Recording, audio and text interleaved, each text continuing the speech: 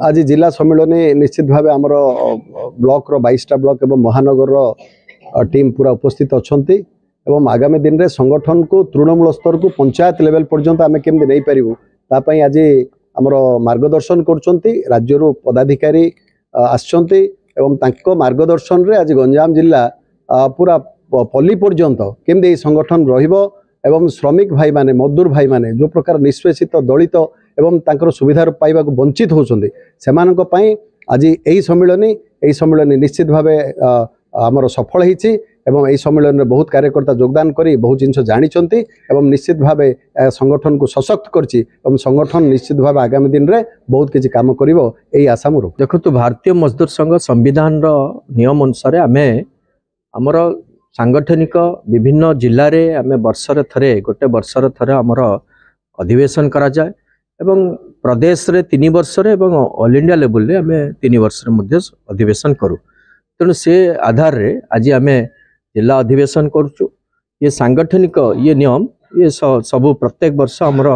continuity चले किंतु विशेष भाव में एथर आम जेहेतु बीएमएस भारतीय मजदूर संघ 70 वर्ष रे पदार्पण कला से दृष्टि आम जो बड़ी भाव में भारतीय मजदूर संघर ओडिशा रे विभिन्न जिले में जो आमर संगठन अच्छी विभिन्न जिले में आमे कौ बड़ी आमर लक्ष्य रही आगामी दिन में कौ बड़ी भाव में जो ब्लॉक स्तर पर्यंत आमर कमिटी अच्छी आमे आगामी दिन में गाँ पर्यंत पंचायत पर्यंत कौ बड़े पहुँचवा ये आमर लक्ष्य तेणु से लक्ष्य आम ये जो 70 वर्ष आम पदार्पण कर भारतीय मजदूर संघ से आधार आज आमर जो मैंने कार्यकर्ता गंजाम जिलार अंगनवाड़ी भौणी हूँ आशा भौणी हूँ विभिन्न कल कारखाना काम करथबा विभिन्न निर्माण श्रमिक भौणी भाई भौणी हूँ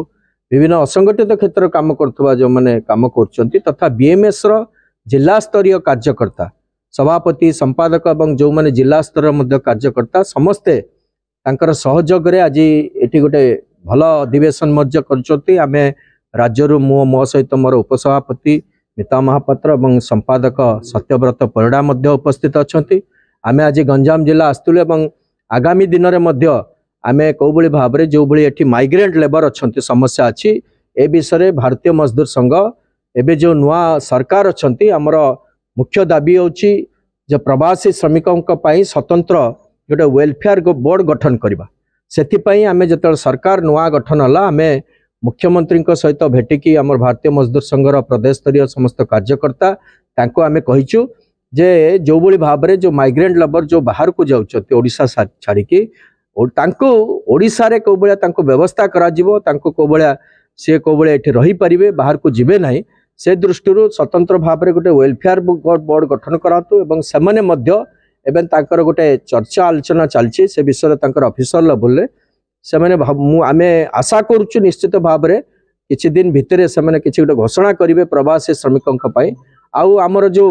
लक्षाधिक जो मैंने असंगठित क्षेत्र काम कर अंगनवाड़ी भौणी माने जो मैंने दीर्घ 40 वर्ष धरिकी काम कर स्कीम वर्कर भाव में आशा भौणी माने दीर्घ 17-20 वर्ष ला काम कर आमर समान प्रति आमर रही सबु प्रकार काम कर सरकारी कर्मचारी मान्यता देवाई भारतीय मजदूर संघ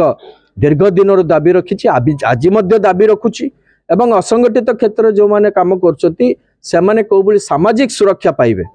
विशेष भाव में ठिका श्रमिक माने तांको प्रति जो बड़ा विभिन्न एजेंसी माध्यम एजेंसी माने जो बड़े भाव में टर्चर कर लक्षाधिक ठिका श्रमिक अच्छा सबु प्रकार कौ भाया आम आम गोटे हरियाणा मॉडल मुझे गोटे उदाहरण देवी एवं हरियाणा सरकार गोटे ठिका श्रमिक मान कौन एजेंसी माध्यम से काम करेंगे ना डायरेक्ट सरकार मॉनिटरिंग करेंगे एवं परमानेंट एम्प्लॉय जो